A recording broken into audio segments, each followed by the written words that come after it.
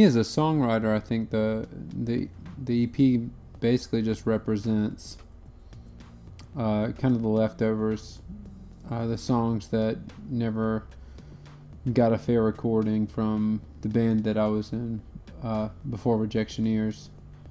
And most of the guys in Rejectioneers were involved in that band in some way, shape, or form too. So we all had a soft spot in our hearts for those songs, except for When It's Over, which was one that was written as a Rejectioneers song. But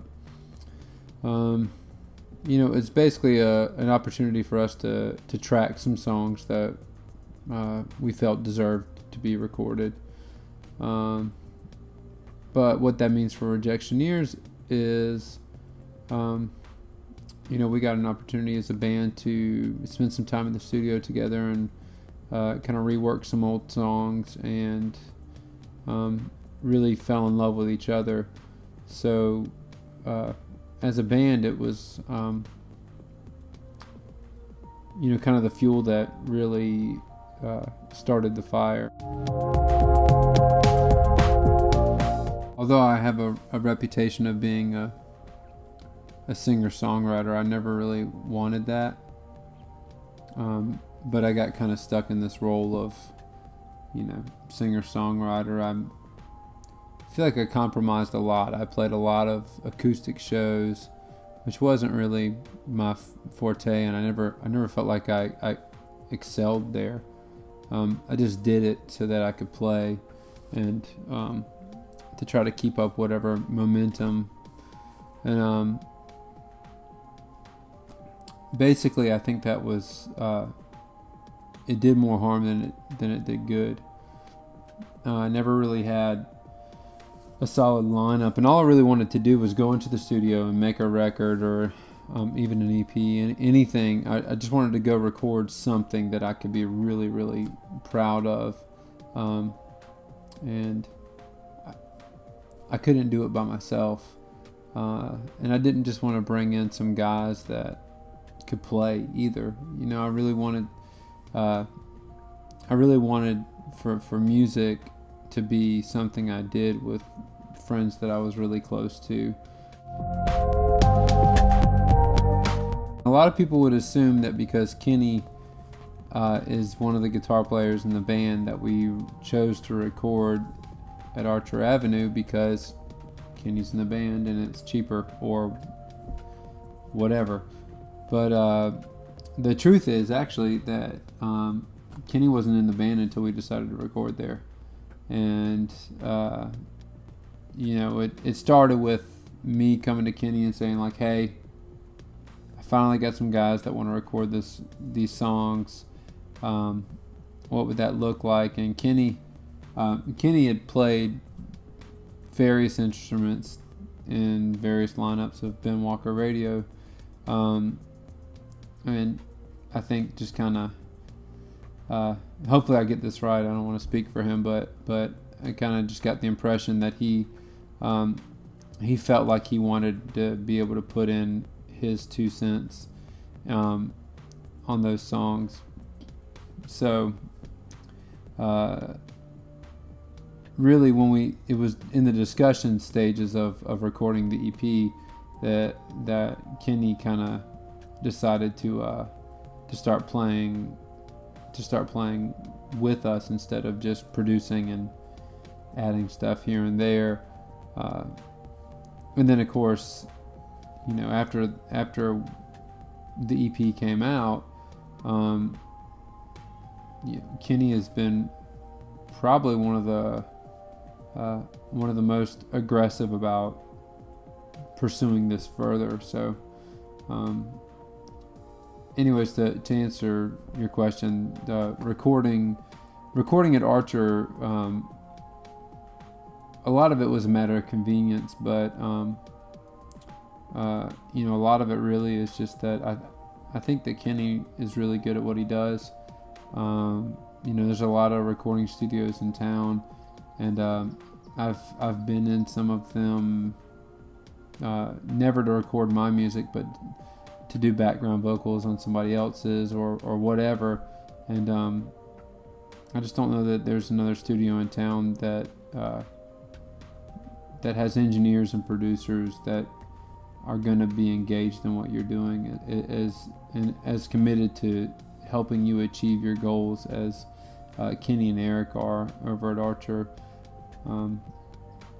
So, that being said, I felt like we would get the best result. We would get the best result there, and I'm pretty sure we'll record our full length there as well, unless we come across a large sum of money. I remember having a boom box you could record onto a cassette tape, and I remember waiting for the songs I loved to come on. Weezer, Counting Crows, Pearl Jam, whatever it was, and recording those songs, and then going through and listening to them over and over again, and writing down the words to those songs, and picking them apart, and trying to figure out why they wrote these songs the way they did, why, what are they trying to say with these words, what's obvious, what's not obvious. And I think at that point I really fell in love with the idea of writing songs.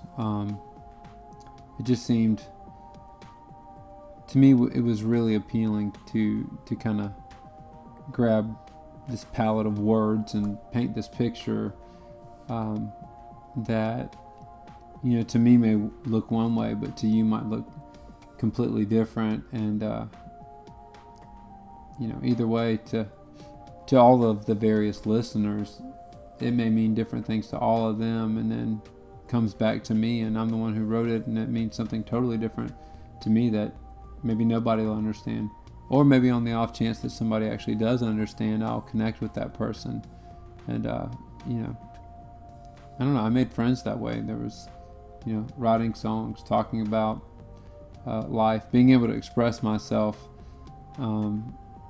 openly, and for someone to have the opportunity to connect with me on that level, it was really appealing. It was really exciting, and it was a challenge that I really enjoyed. What I would really hope is that when people hear these songs, that they'll be able to relate and say, "Oh, yeah, I know what you're talking about, and I've never had an opportunity to talk about that myself." It'd be great if we got to meet people and talk about these kind of things with people, because really, once you get it off your chest, it seems like it's a lot easier to deal with just saying it out loud sometimes, or singing it out loud. I think the best advice I could give is just be yourself, which sounds cheap and it sounds like an easy answer, but there were times throughout in my early 20s, there were a few people that approached me about management and record deals and just stuff that I didn't trust or believe in. And it's almost every time it was, "Hey, you're a normal looking guy that can carry a tune and write clever songs. How would you feel about doing that in a different environment? How would you like to play country music?" Or, how would you like to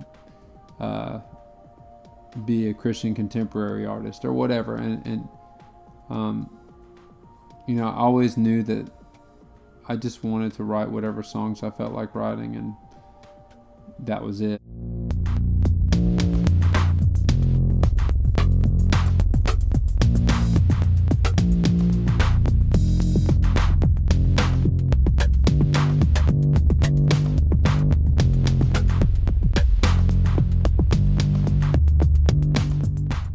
Or you're welcome to contribute to any large sum of money. I'll do what I can.